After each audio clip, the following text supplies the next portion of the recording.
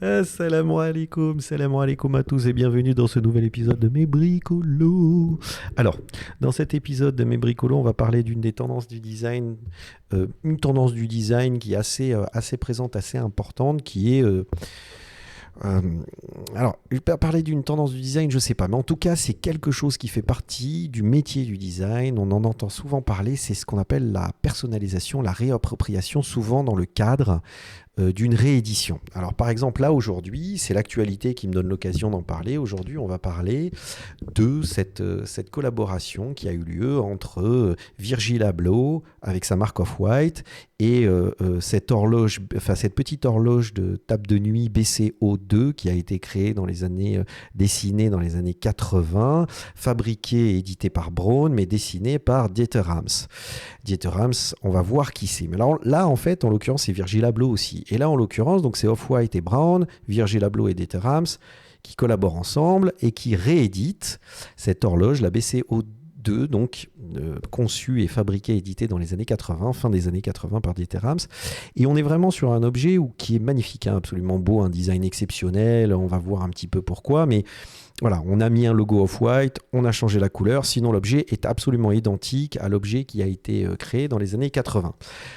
Alors si on aime la marque Off-White et qu'on a cet attachement pour la marque et qu'on est un hipster et qu'on veut absolument se faire réveiller par une horloge avec le logo Off-White, pourquoi pas. Maintenant la version originale, je la préfère largement que cette réédition colorée. Alors Dieter Rams est un designer allemand né en 1932 qui a intégré la marque Braun dans les années 50 et qui est resté jusqu'aux années 90, 95 je crois, jusqu'à 95 chez Braun, designer chez Braun. Et il a fait, enfin, il est hyper prolifique le gars, il a fait des pièces et des créations de design qui sont absolument extraordinaires. Et d'ailleurs, il a une esthétique très particulière. C'est-à-dire, si vous tapez sur Pinterest Dieter Rams, vous allez avoir une liste des créations, des photos, des créations qu'il a pu réaliser. Et c'est absolument incroyable. C'est-à-dire que Dieter Rams avait posé les bases d'une certaine approche du design, et lui il parle des 10 commandements du design. Alors vous avez, je mettrai les liens dans la description, mais voilà, les 10 commandements du design, c'est-à-dire un bon design. Quand on parle de bon design, c'est souvent la vraie problématique lors de discussions. Oui, mais c'est un bon design, c'est un mauvais design. Mais lui au moins arrive avec une logique dans laquelle il développe ça sur 10 points. Donc un beau design doit être innovant, il doit rendre un produit utile, il doit être esthétique, il doit rendre le produit compréhensible, discret, honnête, durable, approfondi jusqu'au moindre détail, respectueux de son environnement. Donc, c'est le less is better, less is more. Et dans cette approche-là, ce qui est intéressant, c'est que quand il parle de bon design, si vous remarquez, la notion d'esthétique de l'objet arrive en troisième position. C'est-à-dire d'abord le côté innovant et utile. Pour lui, sont les éléments qui sont les plus importants. Après, on parle d'esthétique de l'objet. C'est vrai que souvent, quand on parle de design, on en avait déjà parlé, on dit « Ah, cet objet est design » parce qu'on pense qu'il a une ligne ou il a une esthétique contemporaine ou moderne ou peu importe, alors que finalement, et ça c'est une certitude, c'est vraiment pas ce qui définit l'objet. L'aspect innovant, utile, honnête, durable, etc. sont des valeurs bien plus importantes que l'aspect esthétique, même si l'aspect esthétique reste quelque chose de très important. Et d'ailleurs, on le voit dans ses créations. C'est-à-dire, quand on voit ses créations, l'esthétique est absolument incroyable, mais on est vraiment sur un objet forme-fonction. C'est-à-dire que, par exemple, quand on voit cette image-là, pour lui, il était très important que la fonction soit tout à fait identifiable dans l'objet. Donc en fait, on ne va pas se perdre avec un objet complexe, donc il y a une multitude de boutons, on ne sait même plus à quoi ça sert. Là, on a un bouton, on comprend que c'est pour allumer et éteindre. On a un bouton, on comprend que c'est pour monter ou descendre le volume. L'objet dès le premier regard, est compris par l'utilisateur. Donc c'est là où il parle d'ergonomie, de fonctionnalité. Mais après, dans le style, le style était extrêmement bien maîtrisé. Il y avait une harmonie des lignes absolument extraordinaire, quelque chose de dingue. Cette pièce qui est iconique dans le monde du design, et on en reviendra, qui est une pièce absolument incroyable sur le plan esthétique. Mais pareil, forme-fonction. On a les éléments radio, bande. Alors ça, c'est les Revox d'époque, donc c'est un enregistreur à bande. On a les enceintes et on a la platine vinyle. Donc cet objet a été créé dans les années 50-60, il me semble. On le verra je crois que c'était dans les années 60. Et on a tout l'objet au complet. Alors évidemment, c'est pas des lecteurs MP3 et des trucs, mais on a tout. C'est-à-dire tout est contenu dans l'objet. Il est absolument magnifique. Sur un mur, c'est extraordinaire. Mais encore une fois, ce qui rend cet objet incroyable, c'est pas son esthétique, c'est parce que son esthétique vient de la fonction, vient de l'usage, vient de l'ergonomie, vient de cette idée de simplicité et de compréhension de l'objet. Et ça rend finalement cet objet magnifique. Alors, il y aurait eu une multitude de façons de le dessiner. Dieter a son approche esthétique, mais en l'occurrence, comme il part du point de vue de l'utilisation et de l'utilisateur, c'est ce qui définit l'esthétique de l'objet et c'est ce qui rend l'objet intéressant. Et justement, vous le savez peut-être pas, mais il y a plein d'articles sur ce sujet, c'est que Dieter Rams a énormément inspiré Apple. Énormément inspiré Apple. Et il y a un article qui est très bien fait, qui est sur ce site internet qui s'appelle Ultralinks, qui parle de et qui met les éléments en comparaison, les objets, et qui parle de cette inspiration. Alors il y en a une qui est évidente, c'est la calculatrice, à l'époque, la calculatrice qui a changé maintenant, il me semble, mais la calculatrice de Brown, qui est un copier-coller de la calculatrice numérique d'Apple quand il a sorti l'iPhone, c'est exactement la même chose.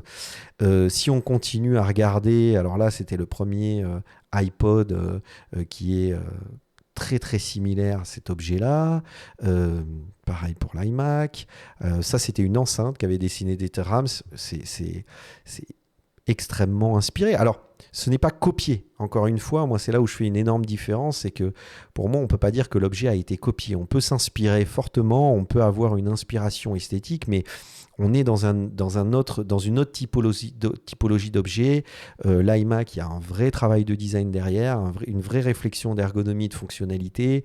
Après, qu'on s'inspire d'une esthétique parce qu'elle est évidente et elle a été très bien conçue. On a totalement le droit de le faire dès lors qu'on en crée sa propre interprétation. Pour le coup là, au niveau de la calculatrice, c'est plus un clin d'œil, clairement. C'est-à-dire que là, Apple ne s'en cache même pas, c'est vraiment pour justement un clin d'œil intelligent et respectueux du travail de ce designer Dieter Rams. Et d'ailleurs, Apple ne s'en est jamais caché et Steve Jobs non plus. Donc c'est intéressant parce que Dieter Rams, on est vraiment sur ce designer allemand qui a révolutionné mais vraiment l'approche du design et justement ce rapport à l'objet dans la fonction, forme, fonction, usage, etc. Donc c'est vraiment quelque chose qui est très très important dans justement cette compréhension du métier du design. Après, on passe, puisque comme on parlait de cette horloge, donc là, on voit l'horloge de Alarm Clock de Dieter Rams, et là, on va passer à Virgil Abloh. Alors, Virgil Abloh, c'est un tout autre énergumène. Alors, lui, il a mon âge, il est né en 1980, architecte de formation, américain. Alors, il a été découvert par Kanye West, qui a énormément participé à la notoriété de ce designer, ce créateur, c'est plutôt un créateur ou fashion designer et architecte, énormément participé au rayonnement de ce... Parce qu'en fait, très tôt, Virgil Abloh a participé, accompagné Kanye West. Kanye West est un grand créatif, qui se pose énormément de questions sur l'objet, le design de l'objet, etc. Et d'ailleurs, on l'avait vu sur les Yeezy, la vidéo que j'ai fait sur Yeezy, et le design de ces chaussures qui sont vraiment intéressants sur le plan stylistique, de fabrication et d'innovation. Mais là, pour le coup, Virgil Abloh, c'est un autre gars. Alors, il a commencé avec Kanye West, il a aidé Kanye West, il a participé à l'évolution, enfin, il était là, quoi. Il faisait partie de l'équipe de Kanye West pour ses albums et tous les projets que Kanye faisait et réalisait au début de sa carrière artistique. Et puis après, il s'est un peu séparé de Kanye West et il a commencé à monter ses propres projets. Le premier projet qu'il a monté, c'est Pyrex 23. Alors, pareil, Pyrex 23. Alors là, c'est le truc, moi je me rappelle quand c'est sorti, c'était énigmatique pour moi, ce truc a cartonné, une marque de streetwear avec marqué Pyrex 23. 23, pourquoi 23? Parce que Michael Jordan, et que comme Michael Jordan, ben, c'est un mec qui a été très important dans le domaine justement de la notoriété, parce que c'est un basketteur, voilà, c'est une référence, voilà, il n'y a pas de souci là-dessus, tout le monde le connaît. Mais en fait, il y a toute une esthétique qui est sortie autour de Jordan, donc la fameuse Nike Air Jordan, basket, avec toute l'évolution de cette chaussure. Donc il y a vraiment quelque chose de très important. Donc lui, il a repris 23. Et c'est souvent ce qu'il fait. Par exemple, cette chemise-là, ce qu'il faisait, c'est qu'il achetait des stocks de vêtements qui n'étaient plus vendus par les marques. Il enlevait les étiquettes et il sérigraphiait Pyrex 23 et il le vendait très cher. Et après, sa logique, c'était vraiment de la communication et du marketing, et ça, il avait appris avec Kanye, c'était de les faire porter par des stars. Et donc, cette marque a cartonné. Mais cette marque n'a absolument aucun intérêt. C'est créer du contenu, d'ailleurs plus personne ne s'en souvient, c'est créer une histoire et du contenu, créer du narratif, ça les Américains ils sont très forts pour ce genre de truc, mais créer du narratif dans du vide, parce que pour moi vraiment, je vous le dis honnêtement, cette marque c'est du vide. Après il a développé Off-White, et il a fait cette fameuse, alors Off-White n'était absolument pas connue, parce qu'elle est devenue connue avec la collaboration qu'il a fait avec Nike, dont notamment cette chaussure que j'aime bien, je trouve très intéressant, le détournement de la déconstruction de la chaussure. Mais là, pareil, il est arrivé, il raconte l'histoire à ce moment. Il est arrivé chez Nike, et en fait, quand on fait des maquettes et des prototypes, on assemble assez grossièrement la chaussure pour se rendre compte des proportions, des matières, des différents panneaux qu'on va assembler et coudre ensemble, etc. Et lui, en fait, a repris exactement cette esthétique de la chaussure prototypée. C'est même pas du prototype, on est dans de la maquette. C'est-à-dire, il a repris complètement cette idée de la maquette et il a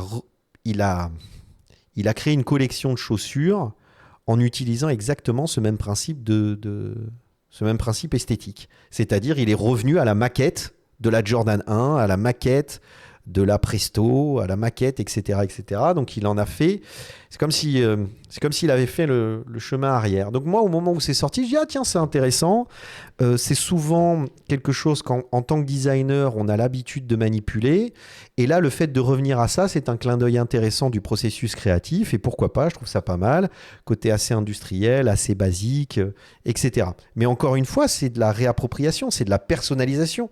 On est sur de la réédition. Donc le dessin de la chaussure existe déjà. Il n'a pas redessiné la chaussure. Au même titre que l'horloge de Brown, il a fait exactement le même principe. C'est-à-dire, il a personnalisé, il s'est réapproprié, et puis ils ont réédité la Jordan, ils ont réédité cette collection, la Air Force One, etc., etc. Donc c'est intéressant, mais c'est pas du nouveau. Et puis après, ce parcours a fait qu'il a créé sa marque, qu'il a créé en même temps. Off-White, c'était avant, etc. Alors Off-White, il dessine ses vêtements, il y a un peu plus de recherche, il y a un peu plus de travail, il part sur le côté industriel, on retrouve les symboles de l'architecture, avec des lignes, des traits de coupe, des lignes, du hachurage, etc., etc. Ouais, vous pouvez le sentir à ma voix, je suis absolument pas fan. Et puis après, il a été télescopé, mais vraiment complètement. Il est sorti de là parce qu'il n'avait pas fait énormément de choses, à part cette collaboration avec Nike, Pyrex et Off-White. Il a été télescopé directeur artistique chez Louis Vuitton. Et alors là, il est depuis plusieurs années maintenant DA de Vuitton. Il a fait des pièces intéressantes. Moi, je trouve que ce qui est intéressant, c'est surtout le fait que c'est coloré. Mais pareil, moi qui suis un petit peu l'actualité de cette marque, à titre simplement de réflexion, de voir ce qui se passe dans le monde de la création, Ouais, je trouve pas ça formidable. Pareil, les baskets qu'il a fait. Alors, il injecte complètement cette tendance street dans le vêtement et chez Louis Vuitton. Quand je dis street, c'est-à-dire streetwear, quoi, urbain, machin. La dernière collection où il a collé les. C'est vraiment. C'est-à-dire comme il est vraiment influencé par son, sa formation d'architecte. Ben voilà, il a fait des vêtements avec des bâtiments. Bon, ça a le mérite d'exister. Hein. C'est pareil, c'est intéressant, mais ouais, je sais pas. Moi, c'est pas du tout un truc qui me fait délirer. Et il avait fait aussi une collaboration avec Ikea. Alors là, quand on m'a dit Virgil Abloh collabore avec Ikea, je me dis ah tiens intéressant, il va dessiner de nouveaux objets. Pas du tout. Pareil, il a repris des objets existants de chez Ikea, il les a détournés, il a changé la couleur, il a fait deux trois petits points, euh, deux, trois petits éléments à lui, deux trois petites touches à lui, et puis voilà. Et on s'est retrouvé avec cette collection. Alors j'aime bien moi le côté où il nomme l'objet, il y a quelque chose d'assez intéressant dans la démarche. Souvent il détourne, en nommant l'objet il le détourne, c'est-à-dire que là on est sur un tapis vert. euh, et il a mis wet grass qui veut dire gazon mouillé alors que finalement c'est du plastoc donc, ou de la laine ou ce genre de truc. Donc on n'est même pas sur... donc il joue sur ce détournement et ce clin d'œil. Mais bon, est-ce qu'on n'est pas un peu dans le gadget? Alors après ça devient hyper tendance, c'est quelque chose qui est hyper mis en avant, mais moi, en fait, je vibre pas avec ces créations parce que le problème, c'est qu'il n'y a pas d'innovation. Alors, des fois, de temps en temps, s'il avait fait, par exemple, il avait vraiment créé de nouveaux objets, il avait vraiment innové, un peu comme Dieter Rams sur certaines créations et qu'après, il fasse il développe des produits personnalisés, il se réapproprie des créations existantes, etc. Pourquoi pas, hein. On peut le faire, je l'ai fait, tout le monde le fait, pourquoi pas. Mais c'est pas ce qui fait la démarche du designer. Alors quand vous l'entendez dans ses interviews, alors il a une façon très complexe de parler de sujets. Nous on avait un terme pour ça avec les copains quand on était à l'ENSI, mais voilà, très complexe. Il a une voix comme ça, ouais, nanana. Vous pouvez l'écouter dans ses vidéos. Donc il a un côté très solennel euh, dans son discours. Mais quand on essaie de s'intéresser au fond, il y a que dalle quoi. Vraiment, vraiment. Alors des fois, il peut y avoir des choses intéressantes qu'il aborde, des sujets intéressants, mais c'est vraiment remplir pour remplir. Il y en a un autre comme ça qui est très fort, c'est Stark, qui remplit les bassines vides avec un discours, une diatribe absolument incroyable et un discours pompeux, tout ça. Mais l'avantage de Stark, c'est que, c'est rigolo quand il en parle parce qu'il a beaucoup d'humour et quand il se lance dans ses monologues, c'est souvent très amusant, très marrant. Et autre chose, c'est que c'est pour le coup un vrai designer parce que le mec, il a quand même dessiné et développé énormément de créations et on peut dire ce qu'on veut. Moi, je trouve que tout son travail est absolument remarquable. Et notamment le presse-citron qui est un objet manifeste. Il n'a jamais menti sur cet objet-là. Il a toujours dit que c'était un objet manifeste et il est extrêmement intéressant cet objet. On pourrait en parler un jour.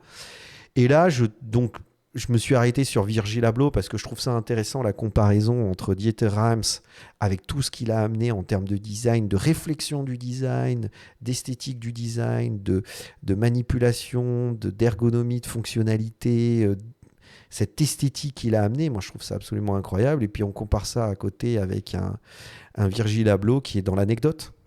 Il est dans l'anecdote.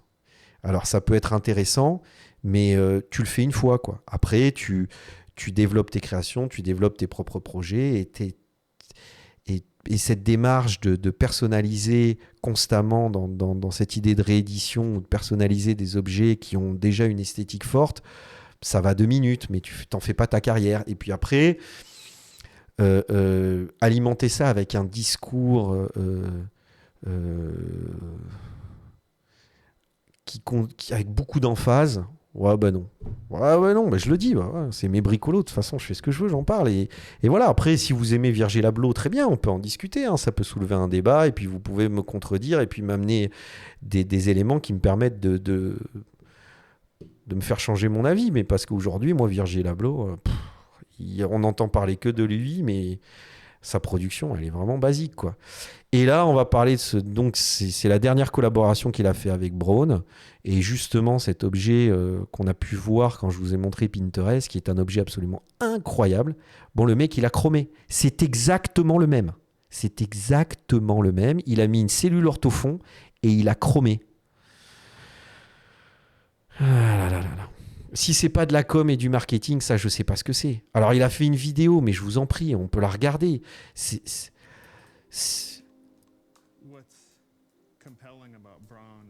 What's compelling about Braun of the company of is the about company? function. Enfin, je peux pas. Je peux pas. Enfin, vous voyez ce que je veux dire. Vous regarderez la vidéo. Et je veux pas avoir une critique comme ça parce que c'est sa façon de parler, mais ça fait partie du personnage, ça fait partie du narratif. On arrive à créer beaucoup d'histoires avec pas grand-chose. Et là, Virgil Abloh a créé beaucoup d'histoires avec pas grand-chose.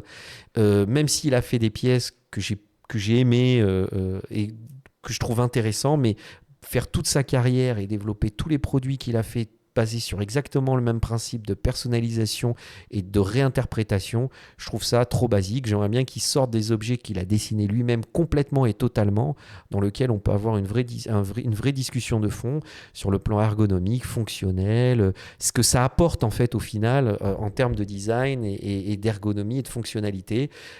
Et justement, je trouve que c'est très intéressant quand on voit Dieter Rams qui a fait des objets absolument incroyables en termes de design, et quand on compare ça à Virgil Abloh, voilà. Et le problème, c'est que s'il se positionnait en tant que tel, ça m'irait, mais c'est pas le cas, c'est pas ce qu'il fait. Il n'a pas cette approche-là, il est vraiment très... voilà, il a un discours très pompeux sur le design, la création en règle générale. Et d'ailleurs, ça lui vaut beaucoup de critiques. Hein. C'est pas nouveau. Hein. C'est quelque chose, on le critique beaucoup pour ça. Alors, c'est aussi hype de l'aimer que de ne pas l'aimer. Alors, peut-être que je tombe dans la hype et je vous dis encore une fois, ce qui est intéressant dans ce petit format Mes Bricolos, c'est de pouvoir en discuter. Donc, libre à vous de me répondre dans les commentaires, de dire ce que vous en pensez. Mais je trouvais ça intéressant, cette collaboration, et de mettre en lumière un designer qui a développé des concepts et des produits réfléchis avec même une démarche de design, et un autre qui est dans la personnalisation, la réinterprétation d'objets réédités pour la plupart ou fortement inspirés, mais on n'est pas dans une inspiration version Apple qui propose du nouveau, on est dans une inspiration où on fait du copier-coller. Voilà, merci à tous pour ce petit moment, pour cette petite écoute. Je remercie vraiment tout le monde parce que je me rends compte que je reçois pas mal de réactions de personnes qui soutiennent ces vidéos, et ça me fait plaisir. Et puis je vais continuer comme ça. Alors ça dépend des actualités. Là, il y en a eu pas mal ces derniers temps, donc c'est ce qui m'a permis de faire ces vidéos. Donc on voit en fonction des actualités, mais encore une fois, n'hésitez pas. Partagez, likez, commentez. Et je vous dis, ces vidéos-là, moi, je ne prétends pas détenir le savoir. Bien au contraire, ça n'a pour un seul objectif que partager avec vous et discuter avec vous dans les commentaires de ce que vous en pensez, et amener une discussion de fond, parce que je trouve que c'est ce qui est très intéressant. Voilà, et choukran tout le monde, et pslama, et à très bientôt, Inch'Allah, pour un nouvel épisode de Mes Bricolos.